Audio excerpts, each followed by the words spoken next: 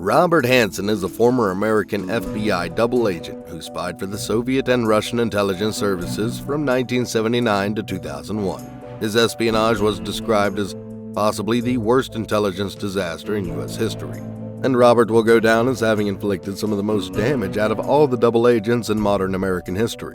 After being found guilty, Robert was sentenced to 15 consecutive life sentences without the possibility of parole. Why would he do this in the first place? For money? Or so he claimed. Robert Philip Hanssen was born on April 18, 1944 in Chicago, Illinois.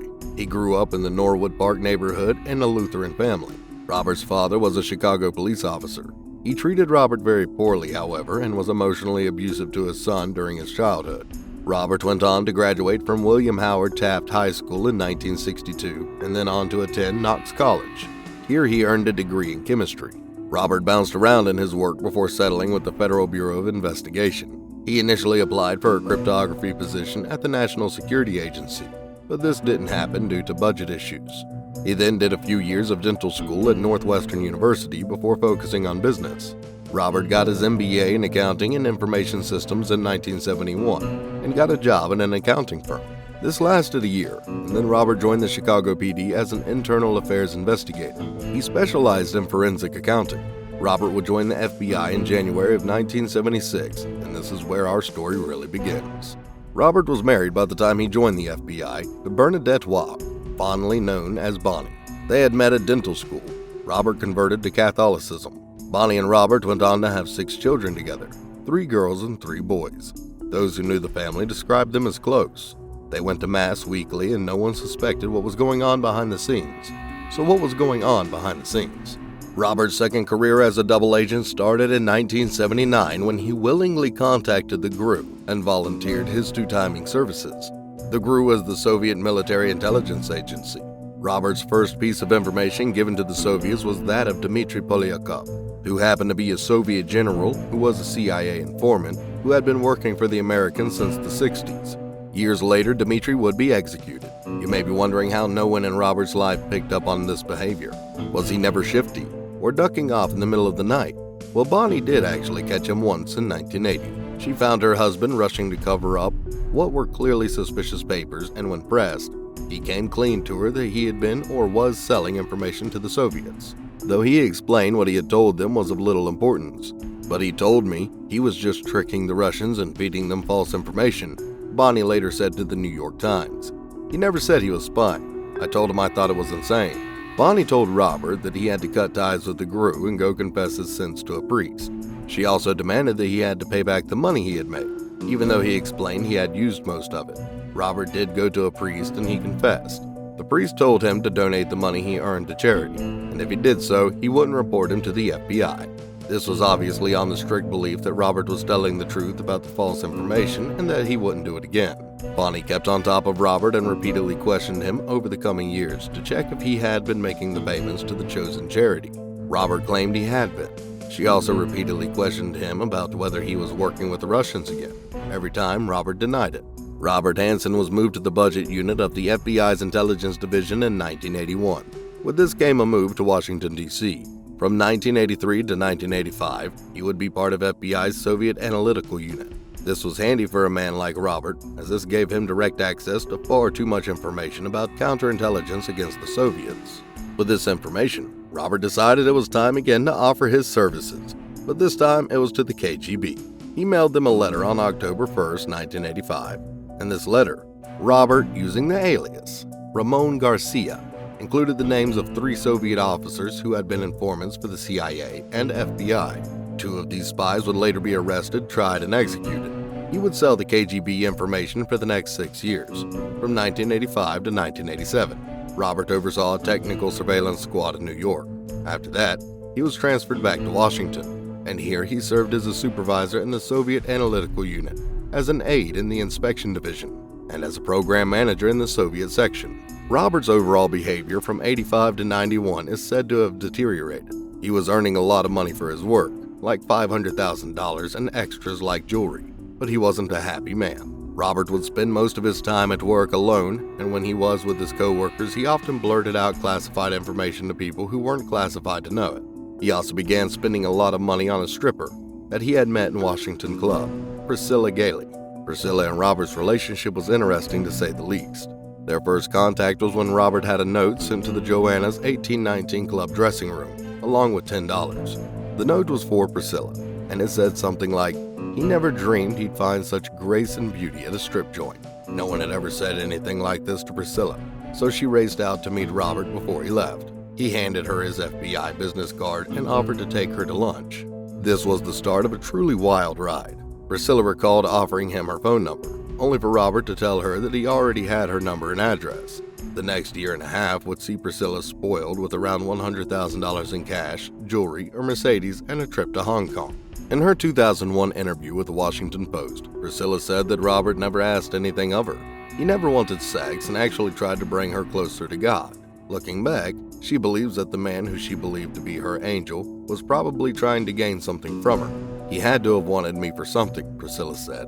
He wanted to see how I handled myself.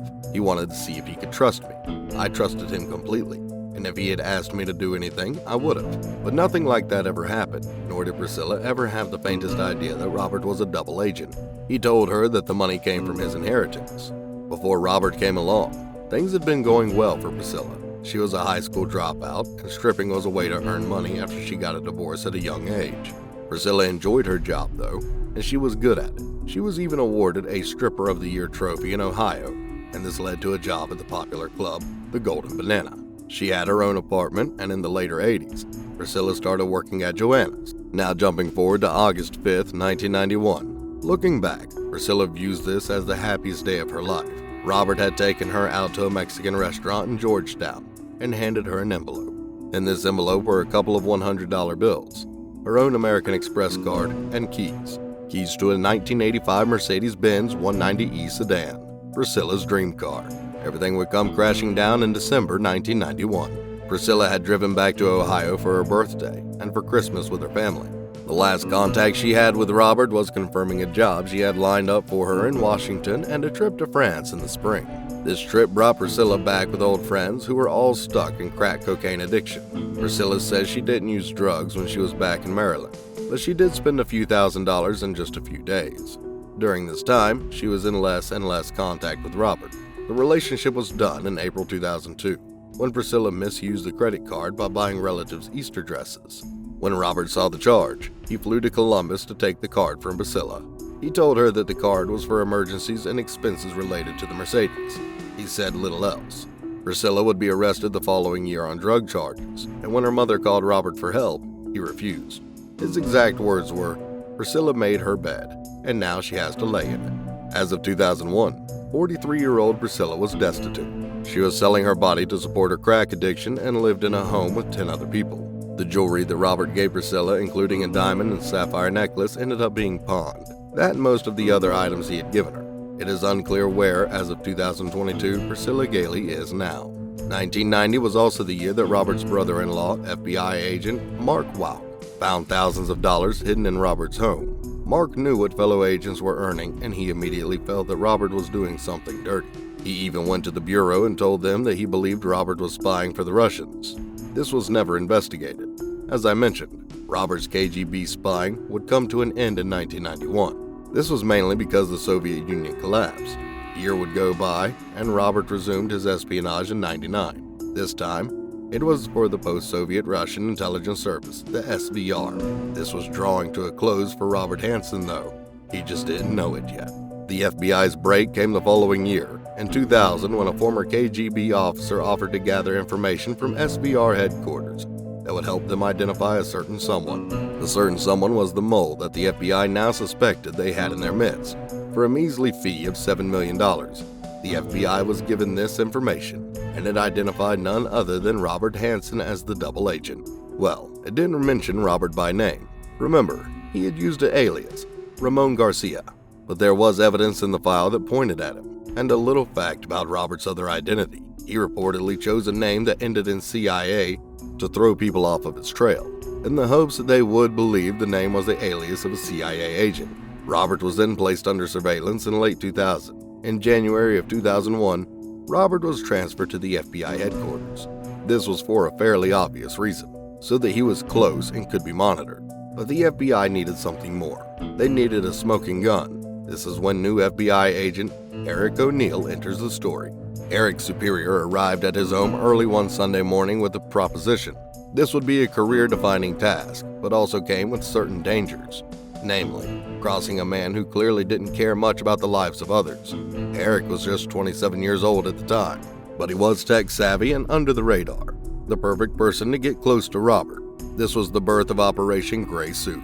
Eric was tasked with working undercover. Like himself, besides Robert Hanssen in the new information assurance section, Robert thought their job was cybersecurity, but in reality, it was all set up for Eric to try and determine whether Robert was in fact the spy. It took some time and lots of hours listening to Robert talking, but Eric eventually gained his trust. This is when he began slipping into Robert's office and going through his computer disks. Eric and his handler had concluded that Robert's Palm Pilot was what they needed to put him away for life.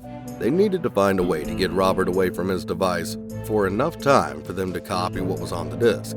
This wouldn't be easy though. Robert reportedly spoke about it, more than his wife. The ruse was decided and involved an FBI director that Robert didn't particularly like. This director challenged Robert to a shooting competition.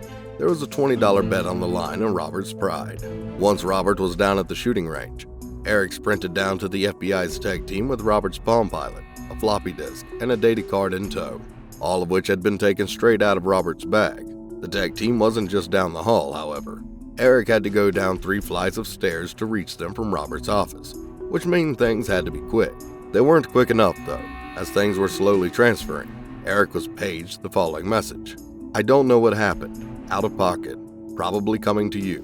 The ruse hadn't worked as planned, and now Robert was returning early. The Palm Pilot was shoved into Eric's hand, and he was told to run.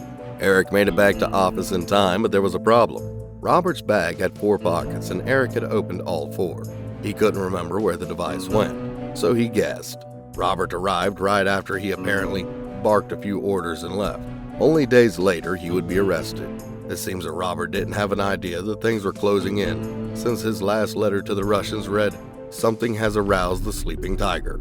If he was thinking that his time was coming to an end, this didn't mean he was done quite yet. On February 18, 2001, Robert Hanssen dropped off a friend at the airport before driving home, but he had to stop to make at Vienna's Foxstone Park. What business did he have at Foxstone Park? He had a package to leave at the dead drop location. Robert wasn't the only one there that day, and he was promptly arrested by armed agents. Robert had just this to say: "What took you so long?"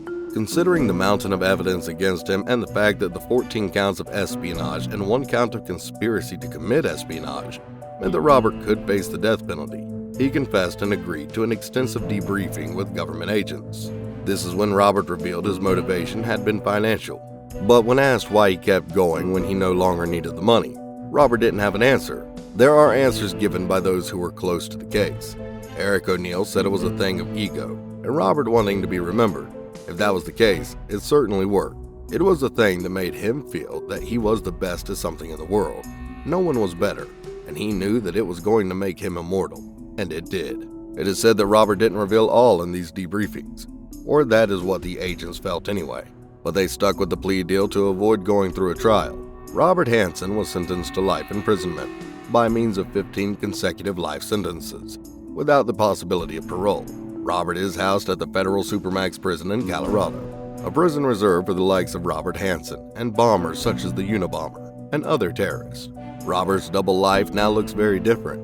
He is apparently held in solitary confinement where he stays for 23 hours a day. Considering the damages he caused, it isn't hard to say it's what he deserves. Interestingly enough, Robert Hanssen wasn't actually the first FBI agent. Before him, there was Richard Miller. Richard Miller was arrested back in 1984. He was a veteran who was stationed at the FBI's counterintelligence unit in Los Angeles when he was arrested. Richard had been selling classified documents to Russian agents. He was convicted in 1986 and sentenced to life in prison. The conviction was later overturned and a second trial took place, but the outcome was the same: guilty. Richard was out of prison in 1994. The second FBI agent that was arrested and imprisoned for espionage was Earl Pitts. Earl did much of the same as Robert and Richard.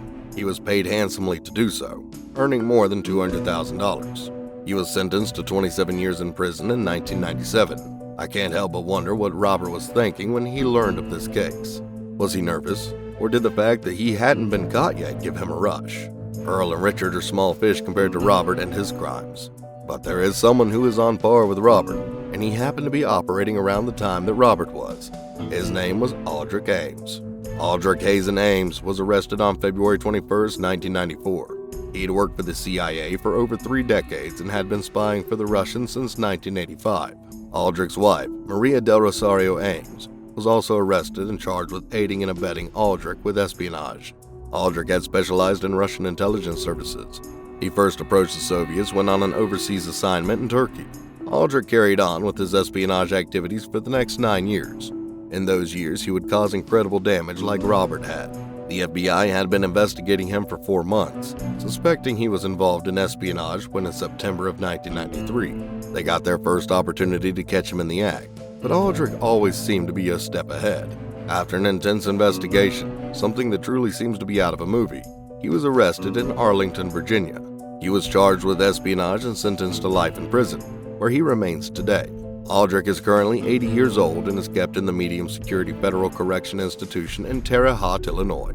In the end, these are the most important pieces of information that Robert Hanssen told the Russians.